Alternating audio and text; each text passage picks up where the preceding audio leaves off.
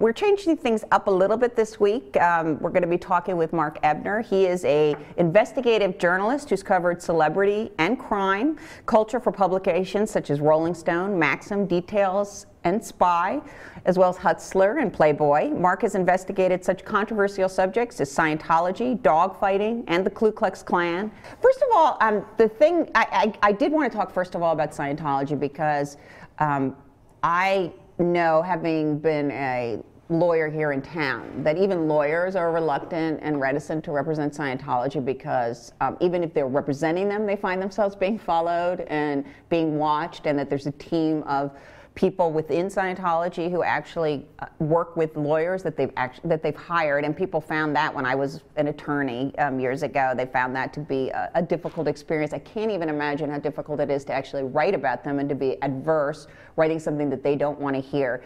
And I was just curious, you said to me when we were chatting about it that Scientology isn't what it once was in terms of an adversary. What was it like when you first wrote about it? What was it like to write about Scientology, and what kind of pushback did you receive?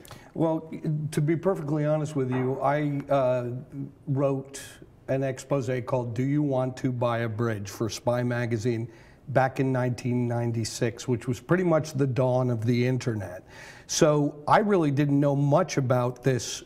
I have to call them a cult. You can call them a religion, an organization, whatever you want, but it's my opinion they are, and to reduce it to a soundbite, an evil, criminal, insidious mind control cult. And let's throw a little... Should I give you a website address for Burt Fields to write Fine, to you? Burt like Fields, after, bring him on. Bring on the lawyers. Well, he's coming. You can handle it. Well, okay, so I wrote this expose for Spy magazine, and when I pitched the story to the magazine, I said, look, I just want to write about all these people in the silly sailor suits that are running around, you know, Hollywood and Sunset Boulevard, offering free personality tests. I didn't really know much about Scientology. Mm-hmm. So what I did was I guess they say you embed. I don't know. I joined the cult. Is what I did. Did you take the personality test first? I took the personality test. They told me that I was angry. I had a complete lack of accord, whatever that means. They put out all my problems on the table, and they said, Scientology can help you with that. And, you know, that's where the mind control starts coming in.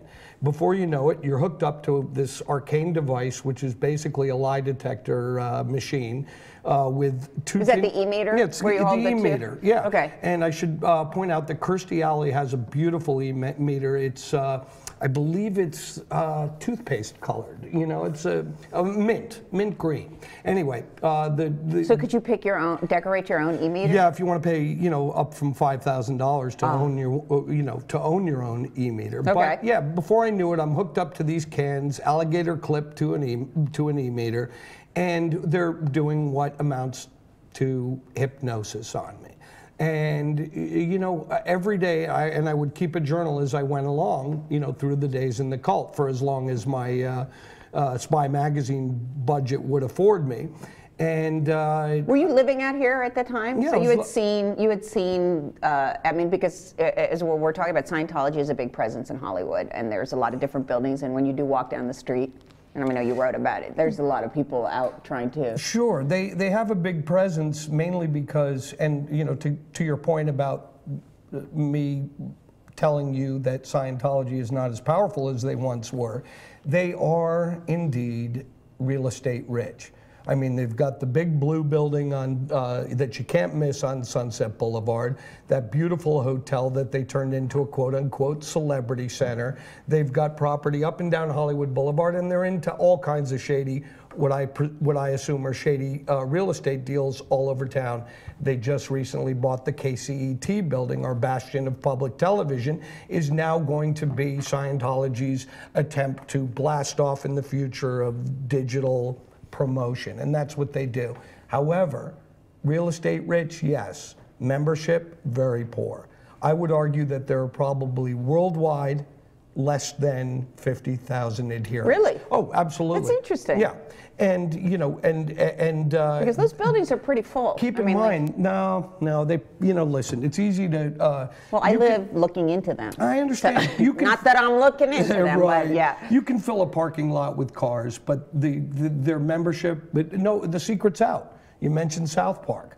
that did more damage to Scientology than I think than anything else. And the fact that Matt Stone and Trey Parker invited me to come down and consult on that was my crowning achievement. Yeah. It was an honor, because reducing it to a cartoon form, and at the same time spilling all their secrets, you know, that people, unwitting dupes, are paying up to $250,000 to find out that the evil Lord Xenu came down and blew up a volcano, and now we have all these thetans on us and we got to get rid of them. I mean, all that cosmology, that science fiction horseshit, if you don't mind me cussing a little bit, that is, they put the secret out in cartoon form, and it's the most popular South Park episode ever.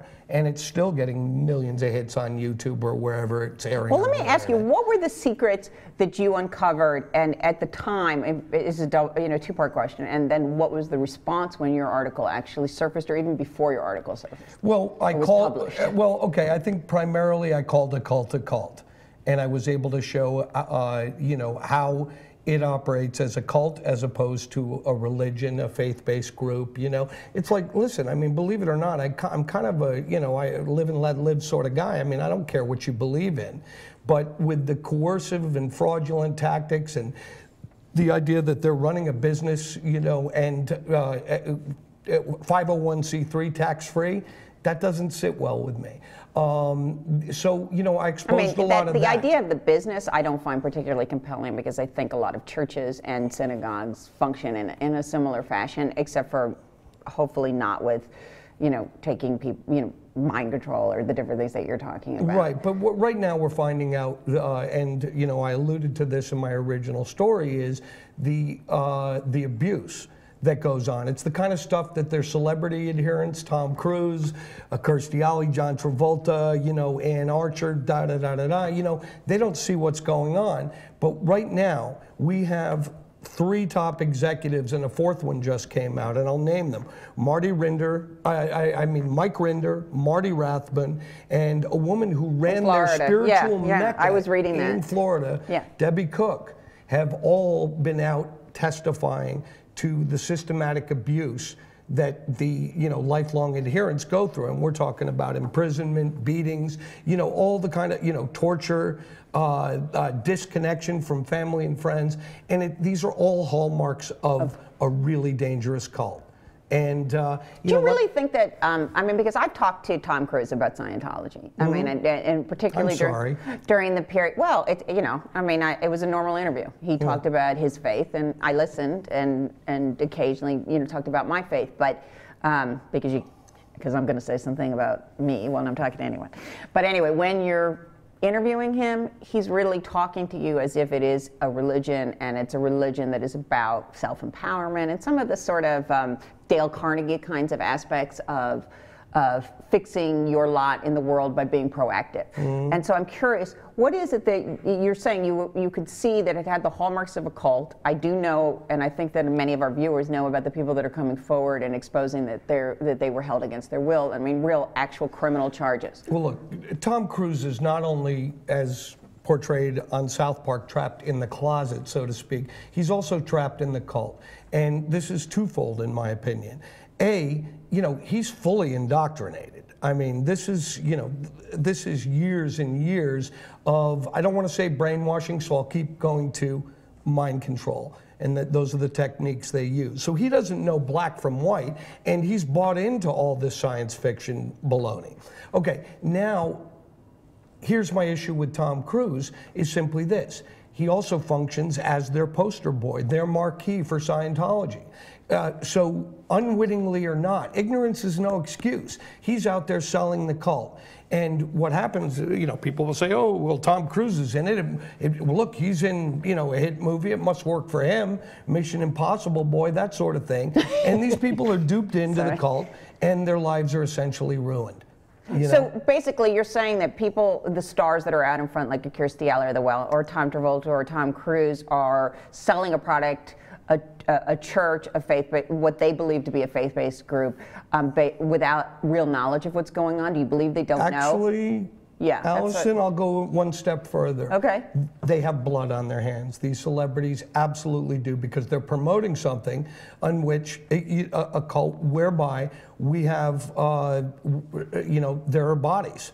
There are, people that, let's go all the way back, Paulette Cooper. I mean, they do these operations that were written by Hubbard, by the way, L. Ron Hubbard, the founder of Scientology. Operation Freakout, the first journalist ever to write about Scientology, Paulette Cooper. She wrote a little chapbook called The Scandal of Scientology. She wrote what she saw, much like what I did, 10, 15 years later. They came after her so hard with this thing called Operation Freakout that she almost committed suicide. They literally stole some of her stationery with her fingerprints on it and mailed a bomb threat to themselves. I mean, this is the kind of tactics that they have been able to get away with under the guise of a religion. What did you find personally? Personally, because we're talking, just when you're writing your story and you're undercover, embedded. Listen, Scientology tried to sue me. They put me on notice. I'm thinking, well, listen, all I did was write down my observations, in Do You Want to Buy a Bridge? And, yes, I did challenged the chairman of the board to a fist fight at the end of the story, came from a kind of an emotional, place. But at the same time, they put me on notice. But it was interesting. Spy Magazine spent a considerable amount of money on lawyers. Thank you very much. And they had no case. Because in this country, if you want to prove libel, you got to prove damages. So my attitude was, okay, bring it on. Because guess what? In my back pocket, I have a subpoena for every celebrity Scientology. Now, if you're going to prove damages, I'm going to open the books on everybody that contributes to your cult, especially the high-profile people. And you know what? Let's see if they're, as a result of reading my story, did their contributions to your cult go down? No, they're not going to open the books. Of course not. And they're not allowed to read it. It's called N Theta, another Hubbard. I know, but you know what I mean? My understanding of the legal aspects of Scientology is, though, that it's such an incredible harassment of whoever writes about them that they usually end up, maybe they'll write one piece, but they sort of walk away because they can't stand it anymore. You have to be a little, thick-skinned to deal with the harassment. They've made a lot of progress keeping people from writing about it. I was on the other side, and I have also seen journalists being harassed for what they've written. So. But the thing is that they don't. One thing about Scientology is they're not a snake in the mailbox cult like Synanon was back in the '60s, and trying to kill people, and that they're not that way yet.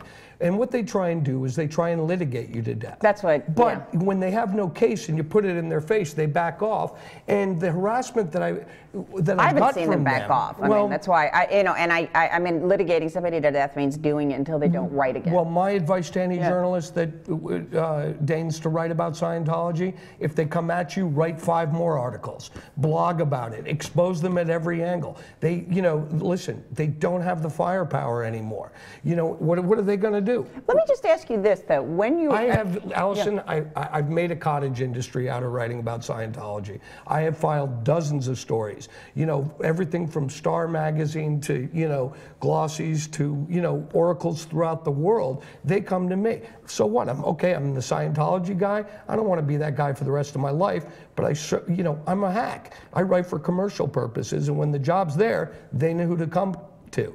So everything they tried to do to me has backfired. I wanted to ask you what you thought of Janet Reitman's book about Scientology, Inside Scientology, and I think it was this summer was like a revised that came out. I'm curious what you thought. You said you had worked a panel. I moderated a panel with her at the Center for Inquiry, the Steve Allen Theater over on the East Side, and it was standing room only. That goes to show how many people are interested in this. Janet's a colleague. She's a brilliant, I would say, J-school trained, journalism school trained journalist, and her book, she spent 5 years on it, and I got to tell you, it was very comprehensive. Here's what I say about this book. her 5 years paid off, because in that book, and it sold pretty well, I think it's in its 3rd or 4th printing right now, she did more damage to Scientology by being objective and not being like me, oh, you suck, this is a cult, you know, blah, blah, blah, and, you know, getting all outraged. It's pretty objective. And in doing so, she managed to lay out a lot of stuff that, you know, needs to be consumed, and she got the book out there. So it really succeeded in that vein. However, I think when you have a chance to write a book, you can kind of take off that sort of, you know, journalism hat, and come on, we're all biased. We're informed by what we observe, you know, and we, you know, if we weren't biased, we wouldn't be human. You know, so what I'm saying is... So your feeling is that that should be said in the book? I think that, well, for instance, we had a conversation about how insidious Scientology is. Now, I'll give you an example. And this is something, you know, I didn't really call her out on it, but I said, would you agree? And that is simply this. Scientology, by nature of the auditing, and to break it down for you, it's simply this. It's a confessional. Now, the problem is that your auditor, the Scientology that's sitting on the other side of that e-meter, asking you the most personal questions about your life, is taking it all down. And that goes into a folder. Well, guess what? When you joined Scientology, you signed over the rights to that to them. They own your innermost secrets. So, theoretically, you know, listen, theoretically, Scientology owns every dick that John Travolta sucked or didn't. And I only say that to make my point about celebrity. They're in, but how are they going to get out when they know that that's hanging over their head? And Scientology has proven time and time again that they will not hesitate to disseminate that stuff should you turn against them. Have they done that with a major star? Well, I know they have done it. A major star, no, but I would talk to Jason Begay, a really formidable character actor, you know, and just a great guy. Yeah, you know, I mean, you know, they screwed with him. They haven't done it with a major star, because what major stars have actually left besides Paul Haggis? Right. And Paul Haggis is not a star. He's just a phenomenal writer. You know? And I can't wait to see what he does with the subject with, and I'm forgetting the New Yorker writer who did that piece, Lawrence, come on. But, no. Lawrence, Lawrence Wright. Right, okay. You know, did a piece with Paul for the New Yorker. Yeah, I know, I saw that. Fantastic. Come on, you didn't like it? I liked it, it just wasn't as, I was expecting more. I think he's been a little restrained still, even because, I mean, he doesn't, I think, want to be defined by this. Well, exactly. You know, I empathize with him. I don't want to be the Scientology guy either, and we've already spent half the show on it. We could do 8 shows on Scientology. Nah, I'm not complaining. We had a little area there in the middle where we didn't, but you know what? I'm not complaining. I'll talk to you all day about that. Yeah, but you're a journalist. I mean, if he was going to be a writer who is writing things that every time he writes something, everybody's looking for that. I mean, as a screenwriter, I mean, I don't think it's quite the same. I'm being identified with something that you spent so much of your life working on and working your way in, and understanding that other people don't understand is something like worth sharing. I got to say, with Haggis, the human side really came out in him now that he was so offended by what his cult was doing, you know, with the gay marriage bill and all that, that, you know, he sacrificed lifelong friends. You know, once you come out, that's it, you're done, disconnected. Well, he probably sacrificed lifelong friends when he went in. I mean, I know he grew up that way, but it's still, well, I mean, you're isolated from other people that don't believe the he sacrificed the possibility of having, you know, like normal human relationships. Yeah, we could say that. But it happens. Yeah, I mean, it's, everyone is just, all of a sudden, they put on a gown and all of a sudden they get so pious and solemn. It's like, wow.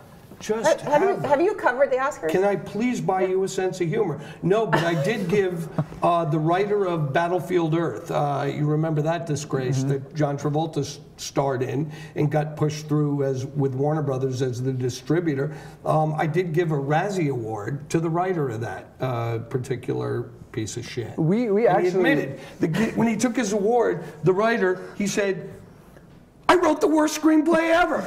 Yeah, you did. Well, since you bring that up, we have a clip of you talking about what you did with that script, getting a copy. I won't say it, because if you guys could pull that clip up and just show it real quick, I think it's only about 45 seconds, but it was interesting. Oh yeah, when I sent it out for coverage. I think that's that worth checking out. That was fun. Movie Battlefield Earth, and so did a bunch of us. And I got my hands on an early draft of the script. And what I did was I took the title page off that script and I called it Dark something or other. I gave it a fake name with a fake screenwriter, and I sent it out to various studios, various agencies, and professional screenplay readers, and had them do what's called coverage and write analysis of this script. And I put it out. I was for the magazine I was working for was Black Book magazine out in New York, and I sent it out, and they didn't know that it was Battlefield Earth, and professional script readers came back one by one, and they just literally said, "This is the worst thing we had. Pass. We wouldn't even entertain producing something like this." Yeah, just thought that was interesting. Two things I want to clarify, because I was a little befuddled trying to recall that stunt. But what it was I renamed the Battlefield Earth Dark Forces, and my nom de plume was Desmond Finch. I wanted to have like a British tabloid, you know, and so yeah, and they went out and they were literally.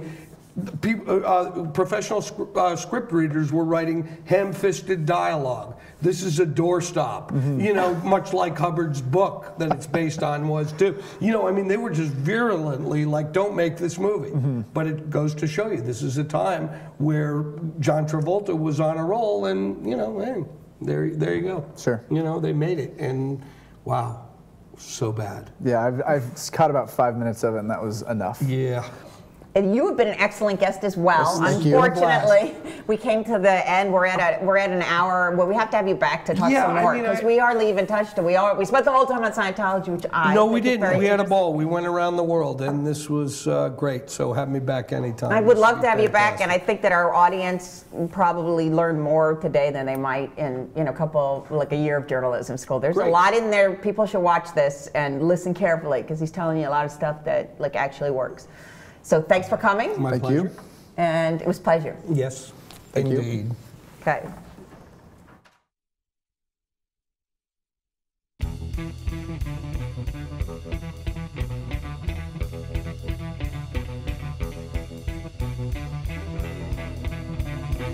Thank you.